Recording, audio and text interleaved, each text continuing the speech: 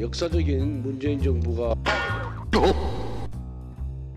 역사적인 윤석열 정부가 출범했습니다. 저도 다시 하겠습니다. 역사적인 윤석열 정부가 어제 출범했습니다.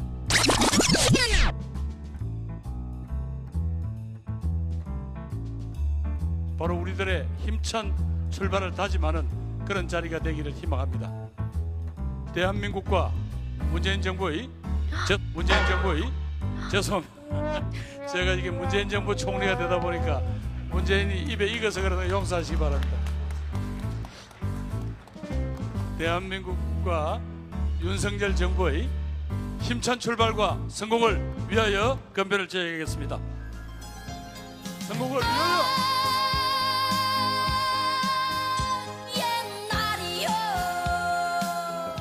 윤석열 대통령의 취임을 다시 한번 축하합니다. 윤석열 대통령이 약속한 국민이 주인인 나라를 위해 민주당도 협력을 아끼지 않겠습니다.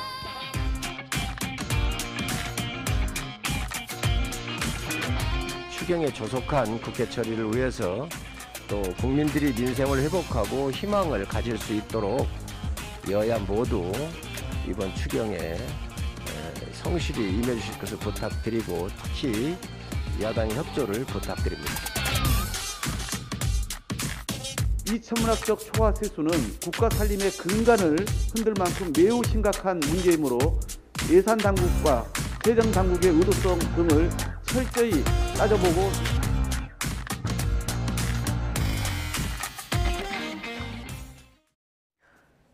네, 윤석열 정부 출범과 동시에 국회도 여당과 야당이 바뀌면서 여소야대 정국으로 재편됐습니다.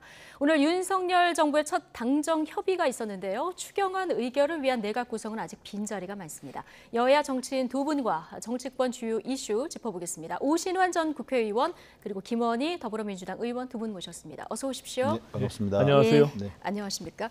앞서 김부겸 총리, 권성동 원내대표 실수 잠깐 보고 오셨는데 호칭이 정말 입에 안 붙는 정말 실수하기 딱 좋은 이런 식입니다. 네. 어제부터 야당이 되셨는데 실감 나십니까? 저희들도 아직도 여당 하다가 예. 갑자기 이제 야당으로 바꿔야 되니까 미리 저는 이제 대통령 선거 이후에 열심히 연습한다고 했는데 네. 아직 입에 붙진 않네요. 아, 그렇습니까? 자, 민주당 야당이 됐지만 여전히 172석. 거대 야당 아니겠습니까? 국민의힘도 뭐 전략을 좀 잘 세워야 되겠죠. 네, 그렇습니다. 예, 현실을 인정하고 또 대통령께서 협치의 중요성을 지난 선거 과정에서부터 끊임없이 말씀하셨거든요. 그래서 이제 국회를 존중하면서 또 지금 야당이 된 민주당과 그 현실적인 벽을 설득하고 소통하는 과정들 속에서 극복해 나가야 된다고 생각하고요. 네. 과거에 이제 저도 이제 국회의원으로서 아쉬웠던 점들이 어떤 대통령이도 협치를 중요성 얘기하면서 국회를 이렇게 좀 자주 드나들면서 꼭 청와대에다가 이 여야 정치인들, 국회의원들 모실 게 아니라 대통령이 좀 자주 국회를 방문했으면 좋겠어요. 미국처럼. 그래서 예. 한 법안을 통과시키기 위한 노력도 더욱더 끊임없이 설득하고 노력했을 때 국민들이 그것을 다 지켜보고 있거든요. 예. 그랬을 때도 야당이 발목 잡으면 아무리 거대 야당이라고 해도 국민의 심판을 받을 수밖에 없거든요. 예. 예. 그런 노력이 먼저 선행됐으면 좋겠다 이런 말씀을 드립니다. 예, 대통령이 국회를 직접 찾아서 여당뿐만 아니라 야당 의원들도 직접 만나서 좀 네. 많이 얘기를 나누라. 물론이죠. 예, 예, 예. 자, 이런 조언도 해주셨는데요. 자, 여야 협치 첫 시험대가 될 수 있는 주제이기 때문에 추경 이야기를 먼저 좀 짧게 해보겠습니다. 오늘 당정 첫 협의가 있었는데 여기서 내용을 보면은 일단 소상공인 자영업자 기본 600만 원 지급은 확정하고 네. 나머지 이제 손실분 추가 지원하는 방안은 내일 국무회의에서 더 논의해서 이제 발표를 하게 될 것 같은데요. 일단 재원을 보면 1차 추경 빼고 33조 플러스 알파 정도 되거든요. 근데 네. 앞서 저희가 성일종 정책위 의장이 일부에서 연결을 했을 때 보면은 지출 구조 조정 으로 7조, 그리고 각종 기금 활용에서 8조, 그다음에 예상 추가 세수까지 해서 이거를 추가 국채 발행 없이 다 해결할 수 있다 이런 입장이었어요. 어떻게 보십니까? 늦었지만 참 다행이에요. 예. 지난 대선 때 사실은 50조를 그 22년 1차 추경 당시에 그냥 50조를 여야 합의로, 여기서는 여는 국민의힘이고요. 야는 민주당입니다. 네. 당시에는 거꾸로였죠. 예. 민주당과 국민의힘의 협의로 50조를 통과시켰다면 사실 훨씬 더 도움이 컸을 거다. 저는 조금 더 그렇게 빨리 생각합니다. 집행할 수 있으니까요. 그러면 예. 그리고 나서 지금 현재 사회적 거리두기가 폐지된 지금 상황하고 맞물린다면 예. 훨씬 시너지 효과는 컸을 거다 이렇게 생각하는데 어쨌든 늦었지만 다행입니다. 근데 재원 마련 방안을 듣고 깜짝 놀랐어요. 집행이 저조한 사업, 집행 실적을 따져서 네. 원점에서 재검토하겠다. 예. 두 번째, 본예산의 지출 구조 조정을 하겠다. 이제 이런 말씀인데 사실은 올해 3월에 대선이 있지 않았습니까?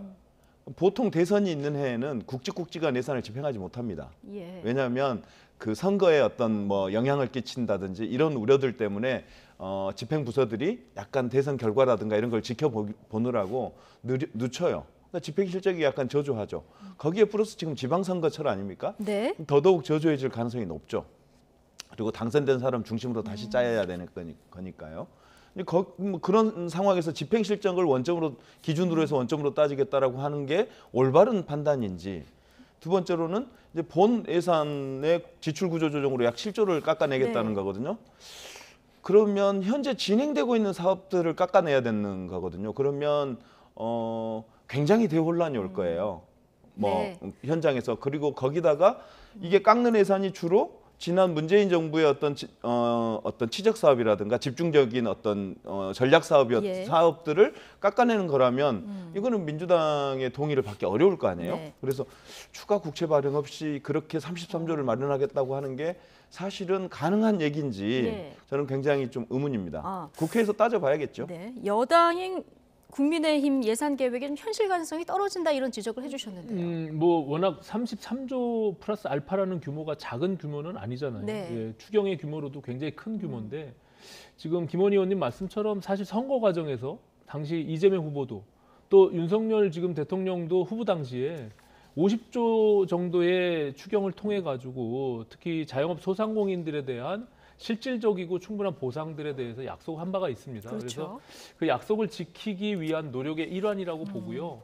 또 인수위 과정에서 재정당국 기재부와 예. 충분히 그것을 수기하고 무리 없이 할 수 있는 방안들을 찾았을 겁니다. 만약에 꼭 국채를 발행해야 되는 정도의 수준이라면 뭐 5조가 됐든 10조가 됐든 할 수밖에 없는 과정으로 네. 약속을 지키려고 했을 텐데 그렇지 않아도 된다라는 판단 하에 기재부의 동의 하에 이런 것들이 지금 진행되고 있기 때문에 네. 이제 구체적으로 그러면은 세출 구조 조정을 어떠한 사업들로 할 것이냐라는 것들을 보고 추경이 이제 편성이 돼서 정부가 국회에 제출하면 이제 거대 야당이 된 민주당의 입장에선 지금 김원희 의원님 말씀처럼 꼼꼼히 그것을 따져보겠죠. 그래서 그런 것들을 협의 과정들을 통해서 예. 충분히 저는 뭐 어떤 조정들도 필요하고 예. 또 그 통과에 대해서는 또 지금 오늘 박홍근 원내대표도 예. 빨리 조속히 심사해서 협조하겠다고 했으니까 네. 이것은 민생의 문제고 또 여야가 바뀌었을 뿐이지 지난 며칠 전만 해도 사실은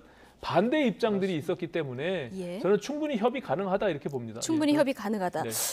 빨리 심사를 하겠다 얘기하면서도 이 천문학적 초과 세수는 살림 근간을 흔든다 오늘 이런 얘기도 하셔서 물론 이제 구체적인 어떤 계획이 좀 나와 봐야겠습니다만 그 정부의 안이 이제 국회로 아직 넘어오지 않는 상태에서 그렇죠. 섣부르게 얘기하기는 좀 그래요. 근데 다만 걱정스러운 것은 이런 정부의 계획이나 이 생각이 너무 일방통행식으로 밀어붙이는 방향으로 가면 네. 저희 야당의 입장에서는 곤란하다라는 거고요. 그래서 어쨌든 내용을 보고 하나하나 아까 우리 오 의원님 말씀 주신 대로 협의 통해서 좋은 방안을 마련해 가는 것이 우리 민생을 위한 좋은 결과물을 내는 것이 방책이라고 생각하고 다만 일방통행식일 경우에 예. 그런 경우에 대비해서 우리 야당의 자유권을 충분히 행사할 예정이다 이렇게 말씀드리고 싶습니다. 네. 자, 내일 용산 대통령실에서 추경 편성을 위한 첫 임시 국무회의가 열리게 되는데 이게 추경 문제가 당연히 이제 논의가 되지 않겠습니까? 근데 이거 국무회의 의결 정족수라는 게 있더라고요. 근데 지금 임명된 장관이 7명. 그리고 문재인 정부에서 아직 그 직을 수행하고 있는 장관까지 해도 이 정족수 맞추기가 어려운 이런 상황이에요. 그렇습니다. 현실적으로 참 어려운 첫 출발을 하게 됐는데요. 네. 예. 국회에서 하루빨리 인사청문 보고서 이미 지금 이제 청문회를 지금 진행하고 있는 부처도 있는데 채택을 통해서 좀 이 국무회의가 정상적으로 이루어질 수 있도록 민주당께 좀 협조를 요청드리는 바이고요.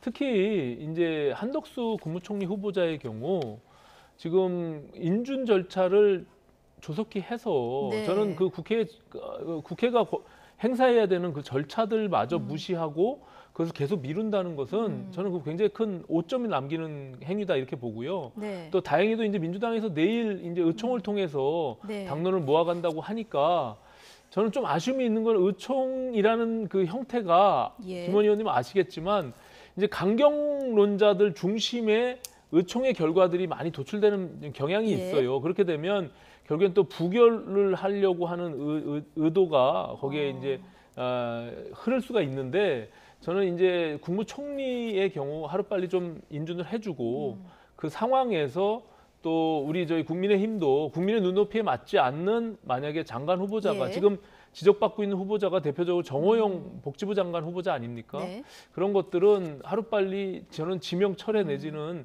사퇴를 통해서 빨리 다시 한번 정상적인 여야가 협치의 모습으로 가는 것이 좀 바람직하다 이렇게 보여집니다. 예, 어제 윤석열 대통령 1호 결재도 한덕수 국무총리 임명 동의안이었는데요. 민주당에서는 여전히 한덕수 총리 후보에 대한 부적격 입장을 보이고 있는 상황입니다. 여야 의견을 먼저 듣고 오시고 김원희 의원께 질문 드려보겠습니다. 한동훈 법무부 장관 후보자 임명을 강행하면 한덕수 총리 인준을 거부하겠다고 했습니다. 공직 후보자 임명을 끼어팔기로 하겠다는 논란 발생에 실소를 금할 수가 없습니다. 자격이 의심스러운 공직자는 민주당 의원들이었습니다. 한 후보자 자녀를 한국 3M으로 이 암흑의 교수를 임으로 둔갑시켰습니다. 조국 사태의 분풀이를 하고 있기 때문에 이런 실수를 하는 것입니다. 이제는 민주당도 조국의 강을 건너 민성으로 나아가야만 합니다. 윤 대통령 자신에게 가장 결핍된 언어가 지선입니다. 구조적 성차별은 없으며 여성가족부는 폐지해야 하고 외국인 건강보험을 개선하겠다며 외국인 혐오를 부추기는 것이 바로 반지성주의입니다.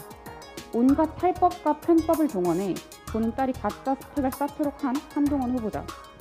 말하기조차 민망한 불법, 탈법 대족이 정호영 후보자. 그리고 동성애는 정신병이라 하고 위안부 피해자들의 피해보상금을 늘린 화대라고 비하한 김성애 종교 다문화 비서관. 이들이 반지성주의의 대표 주자들입니다. 네, 지금 박지원 비대위원장 얘기도 잠시 들어보셨는데 자, 상대가 반대한 총리 임명 동의안을 1호 서명으로 내놓은 것은 선전포고다 이런 얘기도 오늘 했었거든요. 민주당 지금 분위기는 어떻습니까? 되게 불만이 목소리가 크죠. 왜냐하면 대통령께서 급하게 서둘러야 될 1호 결재 사안들이 굉장히 많을 텐데 굳이 한덕수 임명 동의안을 첫 번째 결재로 했어야 되느냐라고 하는 의문입니다. 과거에 보면 김종필 총리 서리님은 임명되는데 6개월이 걸렸습니다. 근데 그러니까, 지금은 서리 제도도 없어졌잖아요. 그러니까 두 번째, 이낙연 가장 빨리 됐다고 하는 이낙연 총리님도 21일이 걸렸습니다. 21일? 국회로 넘어온 뒤로. 그러니까 지금은 좀 윤 대통령께서 국회 여야 협의를 좀 지켜봐 주셔야 될 시간 아닌가 싶거든요. 예. 왜 그렇게 서두르는지 모르겠고 그런 과정, 이런 어떤 윤 대통령의 일방통행이 여당에도 국민의힘, 여당에도 영향을 미치고 있는 거 아니냐 이런 생각이에요. 예. 김기현 전 원내대표께서 이런 말씀하셨어요. 이런 것이 한덕수 총리를 인정 안 해주면 대선 불복이다 이런 프레임을 거셨어요. 아니 대통령 선거 끝난 지가 언젠데 아직도 그분은 대통령 불복 이런 선거 불복 이런 얘기를 합니까? 사실은 오히려 이런 프레임을 통해서 협치를 깨고 있는 우리 국민의힘 네. 지도부들이 문제인 거죠. 좀 지켜봐 주셨으면 좋겠고요. 네. 그리고 어쨌건 문재인 대통령 때도 사실은 장관들이 한 달에서 그때는 이제 인수위가 없었잖아요. 바로 5월 9일 날 대통령 선거 끝나고 네. 5월 10일부터 임기가 시작되는 바람에 짧게는 한 달, 길게는 석 달까지 같이 간 그 장관들이 있었어요. 예. 근데 그 장관들이 그럼 문재인 대통령의 정책을 반대하고 흔들었냐? 뭐 말 그대로 불편한 동거였냐? 네. 그러지 않았습니다. 잘 협의해서 잘했고 문재인 대통령이 표방했던 정책과 대안들을 고스란히 자기 부처에서 수행해 줬거든요. 네. 저는 그런 지혜들이 저는 실현될 거라고 보고 있어서 좀 윤석열 대통령께서 너무 그렇게 서두르지 마시고 네. 여야가 공히 좀 협의할 수 있는 시간을 좀 넉넉히 주셨으면 예. 좋겠다 이런 생각입니다. 이낙연 총리 인준도 21일 걸렸는데 왜 이렇게 벌써 서두르냐? 자, 어떤 이게 의견이십니까? 여야 모두 고심이 있을 겁니다. 예. 특히 대통령은 더 큰 고심이 있을 거고요. 사실 이게 무슨 여야 힘겨루기 출범하는 데 있어서 길들이기식으로 이렇게 비춰지면 오히려 국민들이 안 그래도 이제 정치권에 대한 불신 뭐 이런 것들이 큰데 그것은 더 커질 수밖에 없고요. 지금 뭐 사실은 민생을 좀 챙기겠다라고 하는 윤석열 대통령의 큰 의지가 담겨 있습니다. 특히 네.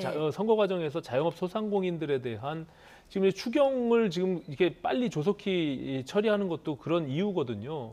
그러려면 이제 총리와 또 내각 중심으로 네. 대통령께서 청와대를 거의 3분의 1 수준으로 슬림화하고 또 용산의 대통령실로 옮기는 것이 단순히 그 장소의 상징보다도 정말 국무위원들과 장관들과 우리가 국정 운영을 해나가겠다는 자기 철학이 있거든요.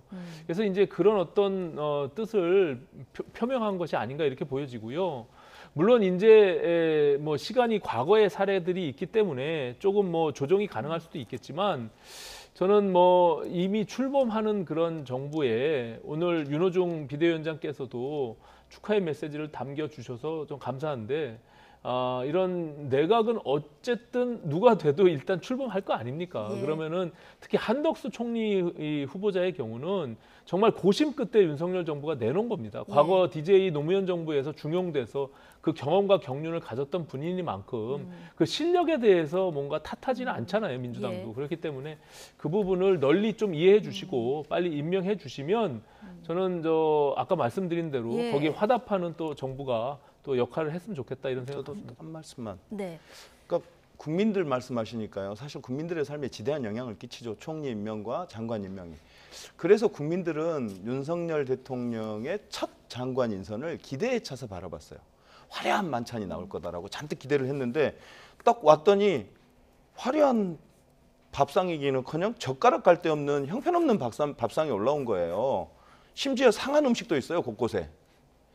이런 밥상을 국민들한테 제공하는 게 맞냐. 예. 이게 결국은 국민의 삶에 지대한 영향을 미칠 텐데 자격이 안 되는 사람들이 그냥 협치라고 하는 미명하에 윤석열 정부가 첫 번째 내놨으니까 그래 우리 야당이 도와주자라고 통과시켜 주는 게 야당의 임무이냐. 예. 저는 거기에 묻고 싶고요. 어떻게 우리 야당이 이런 국민의 삶에 직접적인 연관이 있는 문제에 대해서 모른 척할 예. 수가 있겠습니까? 몇몇 여론조사는 이런 그 MBC 여론조사는 그런 얘기가 있었습니다.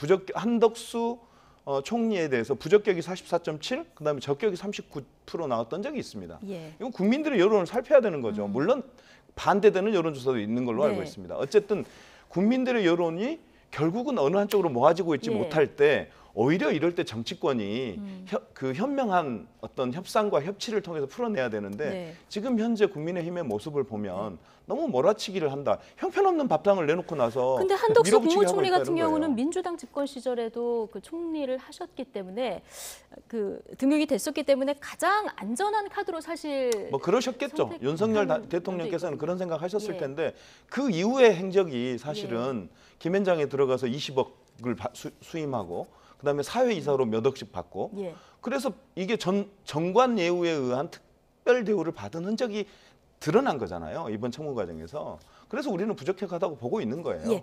자, 제가 딱 한마디만 네. 드리면 지금 김원 의원님 뭐 정말 젓가락이 안 가는 밥상 얘기를 하셨고 뭐 상한 음식이 여러 군데 있다고 그러는데 제가 봐서는 그 먹기 싫은 반찬이 있는 거예요.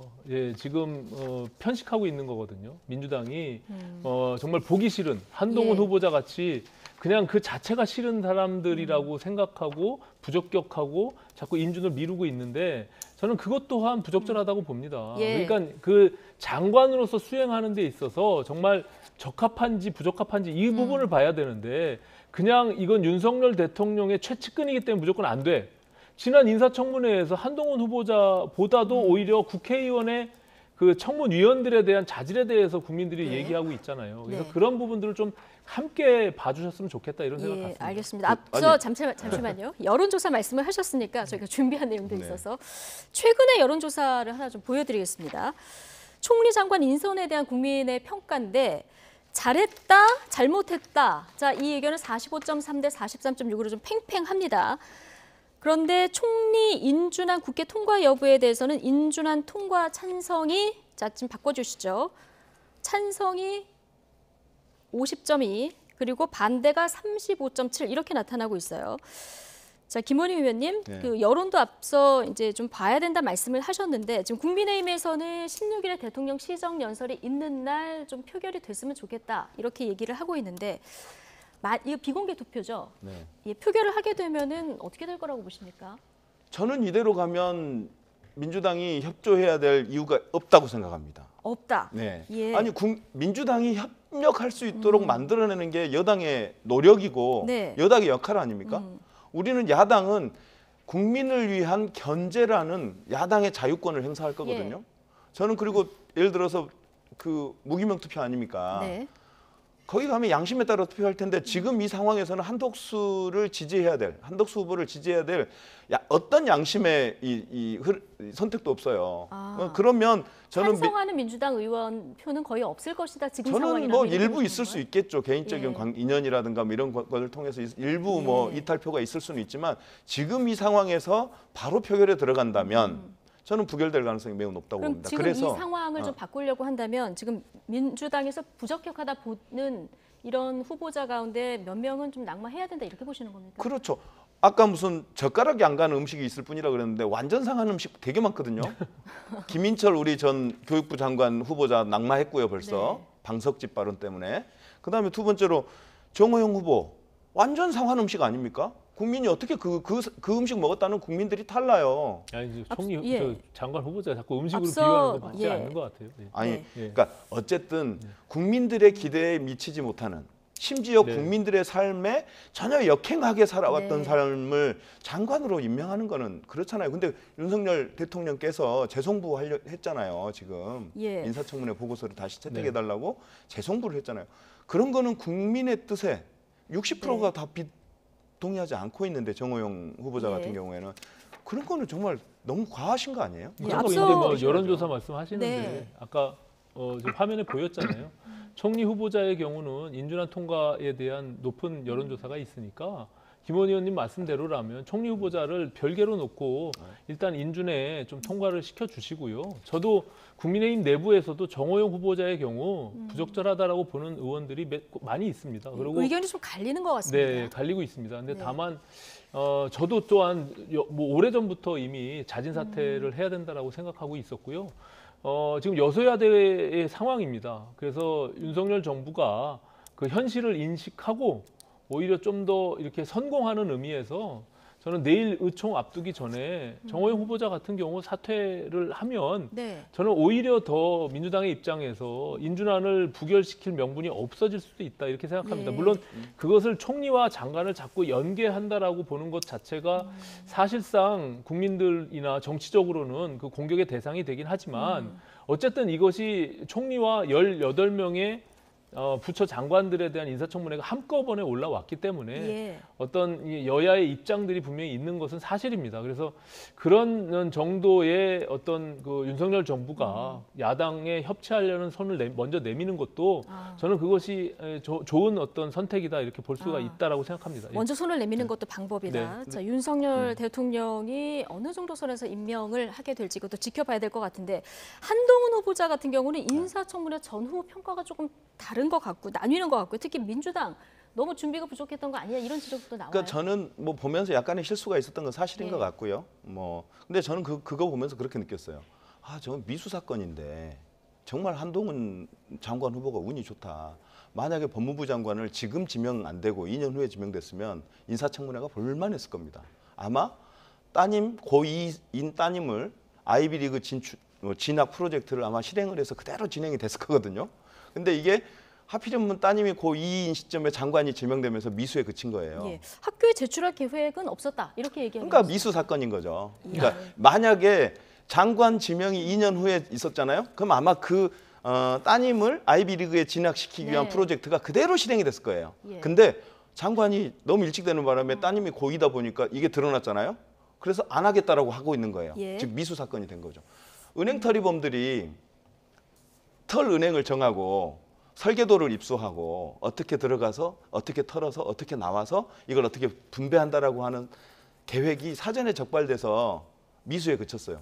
그럼 그 미수 사건은 무죄입니까? 그 이 비유 비유가 자체가 오늘 너무 좀 예, 강하셔서 비유 자체가 예. 굉장히 네. 좀 너무 나간 것 같고요. 네. 그리고 심령술사도 아니고 그 향후 2년 뒤의 것을 지금 추측해서 인사청문 특히 이제 방송 토론에서 말씀하시는 건 전 적절하지 않다고 보고요. 물론 이제 그 부모의 여러 가지 일반 보편적인 우리 대한민국의 고등학생과는 좀 다른 국제학교도 다니고 예. 많은 혜택을 받은 것은 사실입니다. 제가 봐도. 하지만 이것은 지금 한동훈 법무부 장관 후보자의 법무부 장관으로서의 자질과 역량 평가를 하는 것이지 만약에 부당한 어떤 권력의 압력으로 인해서 그 자녀가 지금 지난 조국 전 장관의 사태처럼 비유를 하잖아요. 그런 사실이 밝혀졌다면 문제가 될 수 있겠죠. 네. 근데 그렇지 않은 상황에서 자꾸 상상력의 나래로 그것을 얘기하는 것은 저건 인사청문회가 아니다. 저는 이렇게 보고요. 그것은 네. 적절치 않다 봅니다. 예. 알겠습니다. 자, 인사청문회 관련 얘기 여기까지 해보고요. 21일 남은 지방선거 이야기 남은 시간 동안 좀 해보겠습니다. 자, 내일부터 지방선거와 보궐선거 후보 등록이 시작되고요. 다음 주 목요일부터는 이제 공식 선거운동도 개시됩니다. 본격 선거 모드에 돌입한 정치권 움직임 박성원 앵커가 정리해드립니다. 네, 전국 동시 지방선거가 21일 앞으로 다가왔습니다. 더불어민주당은 오늘 오전 중앙선거대책위원회 출범식을 열었고 국민의힘도 지방선거 중앙선대위 회의를 진행하는 등 여야 모두 본격적인 선거운동 준비에 분주한데요. 그런데 지방선거보다 더 주목받는 선거가 있죠. 바로 동시에 치러지는 국회의원 보궐선거입니다. 여야 거물급 인사들이 동시에 출마한 데다 총 7곳에서 의원을 다시 선출해야 하는 만큼 대선급 미니 총선이라 해도 과언이 아닌 상황입니다. 먼저 가장 주목받는 곳 중 하나죠. 이재명 상임고문이 출마한 인천 계양을 지역구입니다. 국민의힘에서는 맞수로 윤형선 전 인천광역시 의사협회 회장을 내세웠는데요. 애초 국민의힘이 이재명 저격수로 통하는 윤희숙 전 의원을 이른바 자객 공천하는 것 아니냐는 이야기도 있었지만 결국 윤형선 회장의 지역 연고를 내세워 인천에 연고가 없는 이재명 고문을 견제한다는 전략으로 분석됩니다. 게다가 이재명 상임고문은 이번 선거에 총괄선대위원장을 맡아 전국 과반 승리를 이끌겠다는 포부를 밝혔는데요. 함께 들어보시죠. 국민 여러분, 일하고 싶습니다. 일. 두 번째로 이제 일할 사람, 일꾼이 필요합니다. 일꾼. 일할 기회를 주시고 이번에는 일꾼들을 일할 수 있게 선택해 주실 것을 부탁드립니다. 고맙습니다. 또 하나 주목받는 곳, 안철수 전 인수위원장이 출마한 성남 분당갑입니다. 민주당에서는 김병관 전 의원이 공천돼 대진표가 완성이 됐는데요. 안 전 위원장은 본인이 창업한 안랩 사옥이 있다는 점을 들어 분당 연구를 강조하고 있고 김병관 후보 역시 판교에 있는 게임업체 웹젤의 이사회 의장 출신으로 벤처 신화 주역 간의 맞대결이 예상됩니다. 김 후보는 지난 총선에서 이 지역 재선에 도전했지만 김은혜 전 의원에게 0.72%포인트 차로 석패한 경험도 있죠. 안철수 전 위원장의 고담시 발언으로 이미 한 차례 공방을 주고받기도 했는데요. 안 전 위원장 발언 직접 들어보시죠. 특히 민주당의 12년 장기 집권이 이어진 성남시는 조커가 판치는 고담시로 전락했습니다. 직전 경기도지사와 전임 성남시장들의 추문과 오명, 그 측근들의 부패와 불공정 속에서 도민과 시민의 자존심은 속절없이 무너져 내렸습니다. 네, 이러한 안 전 위원장 발언에 민주당 김병관 전 의원이 반박하고 나섰습니다. 자신이 출마한 지역을 고담으로 비유하는 건 적절치 않다. 분당 안 살아봐서 그렇다. 이렇게 이야기하면서 배트맨, 박쥐가 되고 싶은 거냐고 비판한 건데요. 벌써부터 뜨거워지는 보궐 경쟁, 본격적인 대진표가 꾸려지면서 후보들 간의 공방도 더 가열될 것으로 보입니다. 네, 결국 이번 지방선거, 보궐선거도 윤석열 대 이재명 이 구도가 좀 이어지는 이런 분위기인데요. 민주당 오늘 중앙선대위 출범했습니다. 이재명 고문은 이제 후보로도 직접 나서기도 했지만 이제 선대위원장도 맡은 상황인데 이건 민주당으로서는 좀 힘있는 구심점이 되는 겁니까? 그렇습니다. 사실 이제 대선 패배한 이후에 어쨌거나 패배감들이 있죠, 당내에. 그래서 빨리 전열을 정비해서 이제 다음번 승리를 위한 준비를 해야 되는데 하필이면 윤석열 대통령 취임 직후에 치러지는 선거여서 아무래도 민주당이 불리하죠. 그래서 이 불리한 상황에서 이 상황을 반전시킬 수 있는 네. 카드가 필요한데 그 가장 센 카드가 이제 이재명 후보인 거죠. 그래서 네. 저희들로서는 승리의 기운을 모으고 승리의 거점을 만들기 위한 최선의 선택으로 이재명 후보께 어려운 길을 부탁드린 거고 네. 뭐 본인 스스로 흔쾌히 맡아주셔서 감사한 일이라고 생각합니다. 예, 인천 계양을 이재명 후보의 대항마로 국민의힘에서는 누구를 공천할까 이게 가장 관심이었는데요.